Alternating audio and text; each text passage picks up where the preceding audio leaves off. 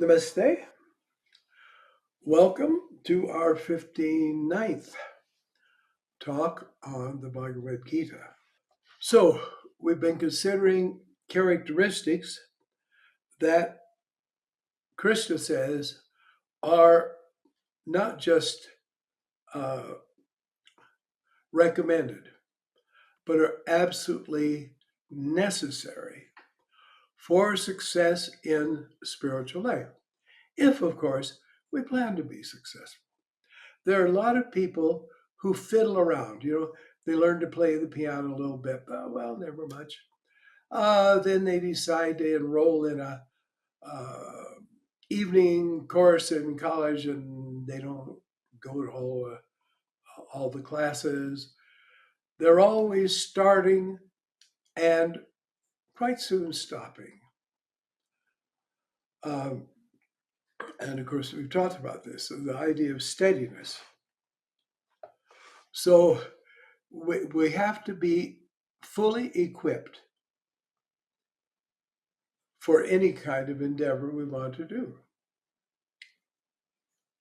And so Krishna is saying this is not what's recommended, but what is absolutely essential if you want to succeed. Now, if you don't want to succeed, well, fine, that's all right. And then you can say, well, I gave yoga a try, but it didn't work out for me. Yes, fine.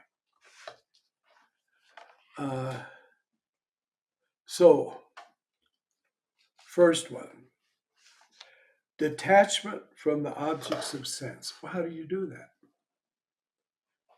I mean, after all, we hear a noise. Say we hear an unpleasant noise, we're really reactive to it, aren't we? So they're all the objects of sense. Detachment also means you have neither an attraction nor an aversion. Like we have to take medicine, tastes terrible, but we do it. So then it means we are above that experience. We are in charge of that experience. And we can either say no more of that, or we can say, well, but it has to be done. Sometimes you sit for meditation, you feel bored. So you say, yep, I'm bored, and away you go. In the very, very early days, I used to lie to my mind, and it was actually disturbing to find that it kind of had a life of its own. I'd be bored, and I think that's right. I'm bored. I'm going to quit meditating. My mind would shut up. And maybe 5 minutes or more go by, and then the mind start thinking, and I say, yes, yes, yes, yes, yes. I found it a little bit scary, uh, which I think I was right. That this thing that I thought was an extension of me had a life of its own, at least in some aspects. That so the need to not let these things touch, not let these things control. We should control them. They never control us. Okay, that's easy to say. How do you get detachment? Japa, japa, japa, japa, japa. Because you see, japa is itself an activity in objectivity. You are saying the mantra and at the same time listening to it as your inner mental repetition. So, right then, you're creating objectivity. We do need to sometimes be separated from our mind because we let its vagaries and especially its emotions just pull us and shove us around wherever it wants. So we need to be able to have something between us and that, a space. So the very practice of japa does that because it's out there. It's a sacred thing. You're listening to it, but then you're also where you are listening to it. It's an activity, though it's a passive thing, and you're also in control that way. It's a very, very important thing to realize. So, without japa meditation, well, we don't need to bother. Truth is, without japa meditation, this book isn't worth anything for you as a person. All right. Absence of egotism, much easier said than done. But it's very easy. What do? You replace the ego sense with the sense of yourself as an evolving conscious spirit. How do you do it? Japa and meditation. It does it. You see, soham, I am that. It's not just an affirmation. It's not a concept in the mind only. It is a bhava. It is a state of awareness, a state of knowing. So, as we are keeping this moving up, that itself is constantly bringing into our awareness that right consciousness of our real nature as a conscious, evolving being beyond all this other that is bothering us so much. And that's how you do it. Except for sadhana, it doesn't happen. You can lie to yourself, but if things are going to be true in your life, you have to bring in the truth. That is, you have to bring in yourself. And you have to know, soham asmi, I am that soham. Not that it's an attribute of me, it is me. And by meditation and japa, you will find out that is the truth. And absence of egoism, because you know, I'm not the ego, I'm not this thing, I'm not this weird mind that's conditioning all of my life and trying to drag me here and there, and I won't let it happen. Keeping in mind the, it says evils, by evils here, it means the detrimental things, the harmful things, and the unpleasant things, the things that bring about suffering of birth, death, old age, disease, and pain.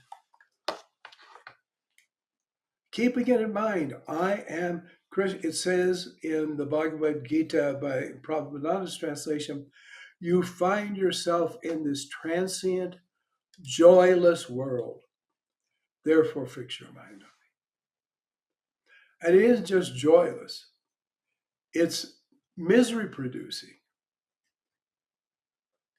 And no matter how we could ignore it, no matter how much we deny it, it's the truth, and that ultimate faith is awaiting for us.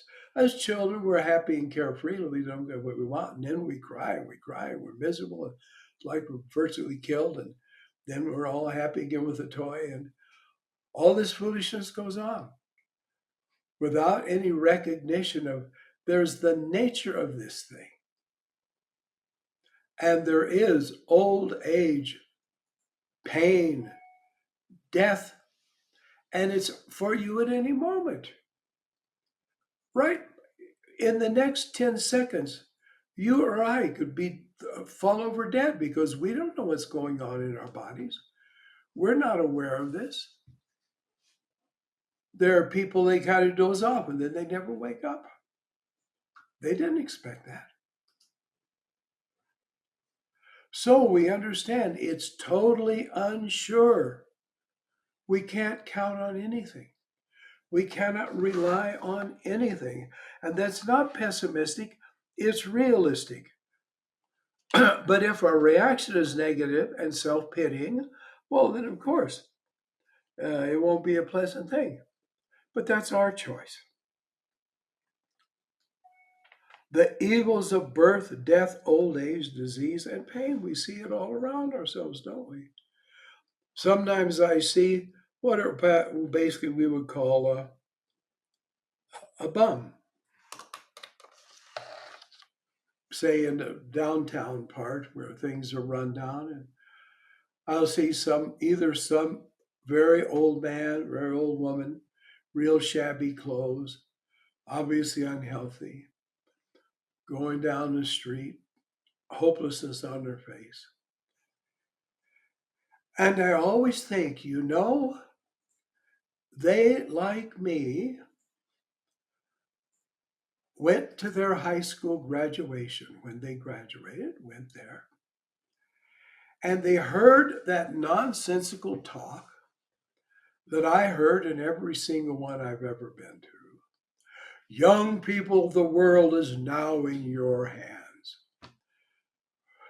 You hardly have a finger on the world, much less the world in your hands. And you can make yourself what you want, and on and on and on. And those dear young people, full of hope because of the ignorance and folly of youth, believe it all. And I'm going to go out and the world will be mine. And therefore, that's how it turns. You don't need to be afraid, but you need to be wary. You need to be cautious. Just as uh, when we're driving in Albuquerque, there's a sign warning that there may be very, very hard winds even that can move the car. Well, it's a warning, it's a caution sign. It's not pessimistic saying, well, you could get blown off the road. No, but it's saying, be careful and don't get blown off.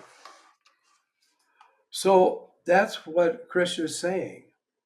He's not saying, oh, yes, what a miserable world and poor you, how unfortunate you come here. No, because once you understand the nature of things, you can avoid suffering.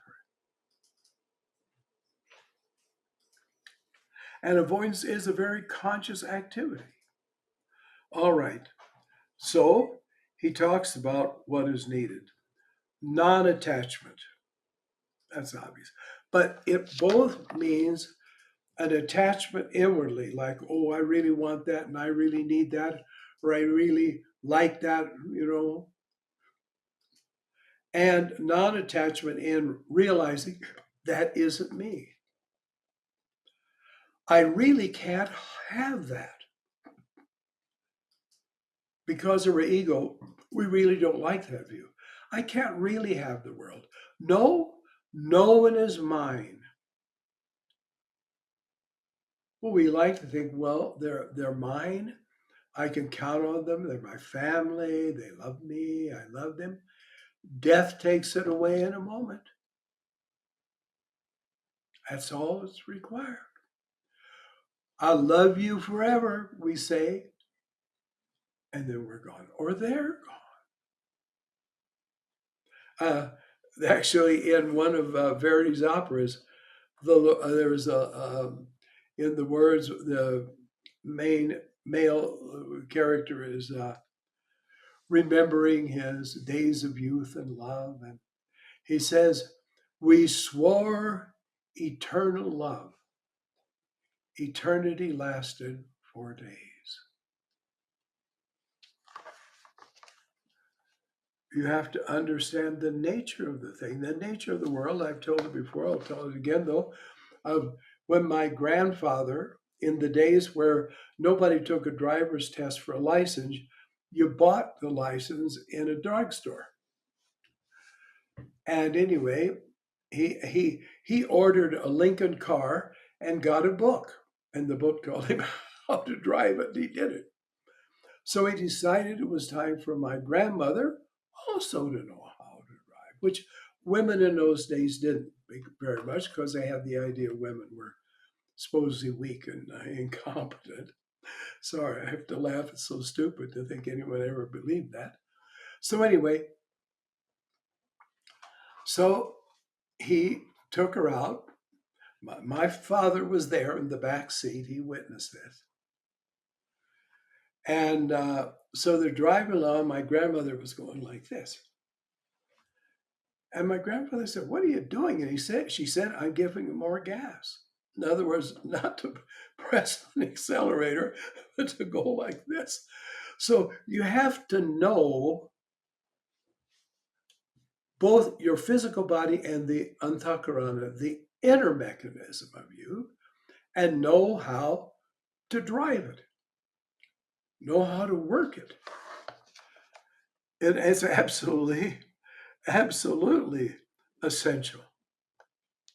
So on that, you need attachment of realistic perspective, understanding the nature. So understanding that uh, drink iodine will kill you. Absence of clinging because we think, oh, without it, I couldn't live. That's a favorite thing.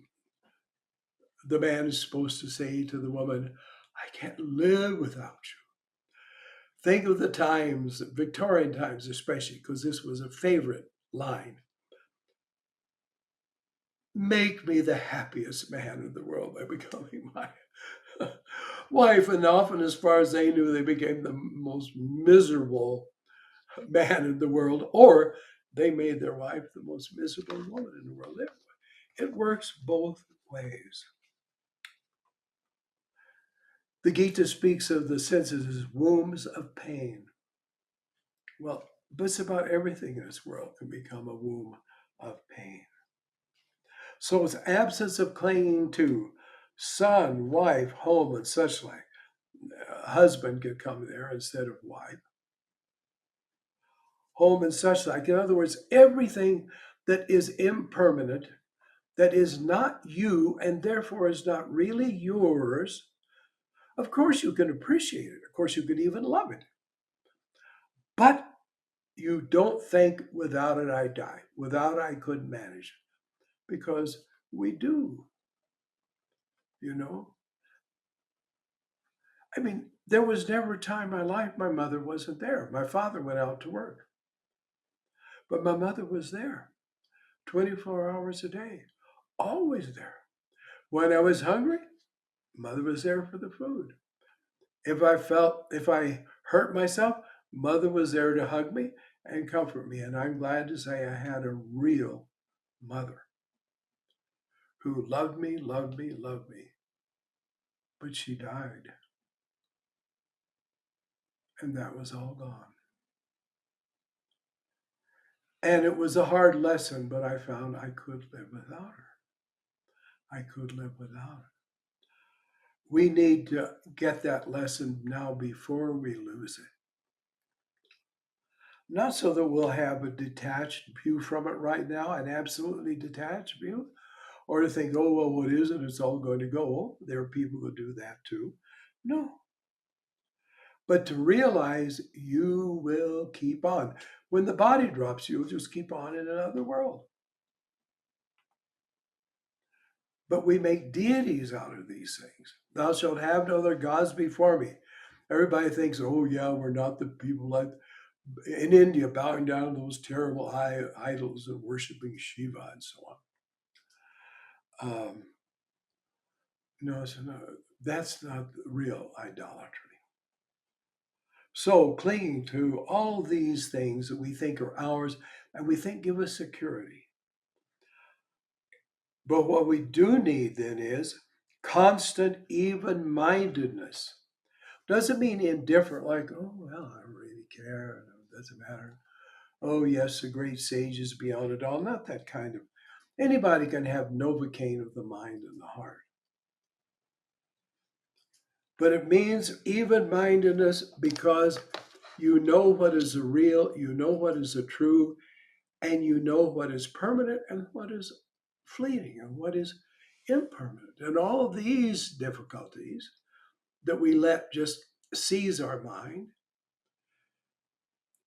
they're just incidental. But we are always here. The real truth of ourselves is always here. And that's what we go for. And so then not rather than saying and not having so and so, in the next verse, a definite quality, unswerving devotion to me. In other words, the mind is fixed on God. The mind doesn't leave God, doesn't ever go away from God. My uncle George, my uncle George died long before I was born. My uncle George really loved his little sister Faye, my Aunt Faye. And he died, unfortunately, of tetanus. Horrible death. But clear till he died, he wasn't aware of the world around him. He just kept saying, Faye, Faye, Faye, Faye, Faye, till he died. Well, that's clinging. So that we're told to have. Because we have to go to the absolute, and that's the only home we have, the only self we have. So, devotion to me was single minded yoga. Yoga, yoga, yoga. Well, I can't meditate all the time. Well, of course, fool, who said you would? But you can do japa all the time if you want to. Where there's a will, there's a way. Where there's no will, there is no way. So I can't means I'm not doing it and I'm not going to work on doing it. So don't lie. Get a hobby. Learn how to repair cars. Forget yoga. All right. Living in secluded places. Now, we can't always do this. Sometimes we live in apartment houses, and but at least you can go in and you can lock the door and be there by yourself. You have a family, and of course, children make a lot of noise, and is still. Then you have a meditation room, and you go there. Sri Ram Gopal Mazumdar said to Yogananda, before he ever was Yogananda, when he was just Mukundalal Ghosh, he said to him, because Yogananda he was running away from Sri Yukteswar, the great master he was living with, because he wanted to go to the Himalayas. So he goes to Ram Gopal Mazumdar, a great master yogi who lived in the wilds of Bengal. And he said, and of course, Ram Gopalji knew the moment he saw him. He said, what are you doing running away from your guru? So anyway, later he said to him, do you have a room in the ashram where you can go and be alone? He said, yes. He said, then that's your Himalayan cave. If you can't realize God in those conditions, you will not realize God in the Himalayas. So this is important. Always be alone with God, even you're with 50 people. You can do it through japa, but have good sense, and as much as you can, be also physically alone. Having distaste for association with many people doesn't mean any people, but in other words, just tons and oh, he's such a great mixture. Oh, he's got so many friends.